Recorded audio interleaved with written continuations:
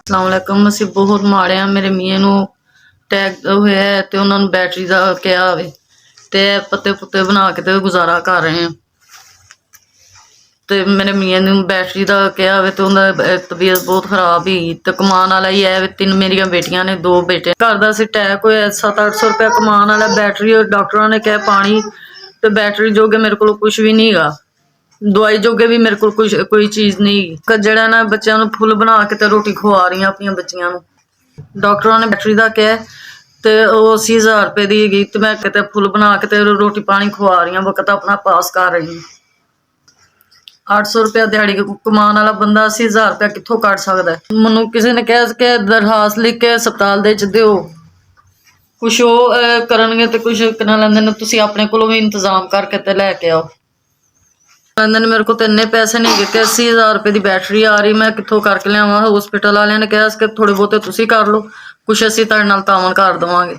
ਸਾਡੇ ਕੋਲ ਤੇ ਇੱਕ ਟਾਈਮ ਦੀ ਰੋਟੀ ਖਾਣ ਜੋਗੇ ਵੀ ਪੈਸੇ ਨਹੀਂ ਗਏ ਤੇ ਕਰ ਸਕਦੇ ਹਾਂ। ਤੋੜ ਕੇ ਮੈਂ ਮਦਦ ਮੰਗ ਰਹੀ ਹਾਂ। ਮੇਰੇ ਮੀਆਂ ਇਹੀ ਕਮਾਉਣ ਵਾਲਾ ਮੇਰੇ ਘਰ ਦੇ ਚ ਹੈਗਾ ਤੇ ਐਸੇ ਦੇ ਬਿਮਾਰ ਹੋਇਆ ਤੇ ਕਿੱਥੋਂ ਕਰਨਾ ਮੈਂ ਕੁਛ ਵੀ। ਖੈਰ ਕਰੇ ਰੱਬ, ਤੁਹਾਨੂੰ ਜ਼ਿੰਦਗੀ ਤੰਦਰੁਸਤੀ ਦੇਵੇ ਤੇ ਮੇਰੇ ਮੀਆਂ ਨੂੰ ਬੈਟਰੀ ਪਵਾ ਦਿਓ, ਤੁਹਾਡੀ ਮਿਹਰਬਾਨੀ। ਕੁਛ ਹਸਪਤਾਲ ਵਾਲੇ ਮੇਰੀ ਮਦਦ ਕਰ ਰਹੇ ਨੇ, ਕੁਛ ਤੁਸੀਂ ਕਰ ਦਿਓ, ਤੁਹਾਡੀ ਮਿਹਰਬਾਨੀ। ਅੱਲਾ ਮੀਆਂ ਤੁਹਾਡੇ ਬੱਚਿਆਂ ਦੀ ਜ਼ਿੰਦਗੀ ਤੰਦਰੁਸਤੀ ਦੇਵੇ, ਰੱਬ ਤੁਹਾਨੂੰ ਵੀ ਖੈਰ ਕਰੇ। SVS ਤੁਸੀਂ ਮੈਨੂੰ 10,000 ਰੁਪਇਆ ਮਦਦ ਕੀਤੀ ਹੈ। ਅੱਲਾਹ ਤਾਲਾ ਹੋਰ ਤੁਹਾਡੇ ਰਿਜ਼ਕ ਦੇ ਵਿੱਚ ਇਜ਼ਾਫਾ ਕਰੇ। ਰੱਬ ਦੀ ਜ਼ਾਤ ਪਾਕ ਤੁਹਾਨੂੰ ਜ਼ਿੰਦਗੀ ਤੰਦਰੁਸਤੀ ਦੇਵੇ। ਰੱਬ ਦੀ ਜ਼ਾਤ ਪਾਕ ਤੁਹਾਡੇ ਬੱਚਿਆਂ ਦੀ ਖੈਰ ਕਰੇ। SVS ਅੱਲਾਹ ਮੀਆਂ ਤੁਹਾਡੇ ਰਿਜ਼ਕ ਦੇ ਵਿੱਚ ਹੋਰ ਇਜ਼ਾਫਾ ਕਰੇ।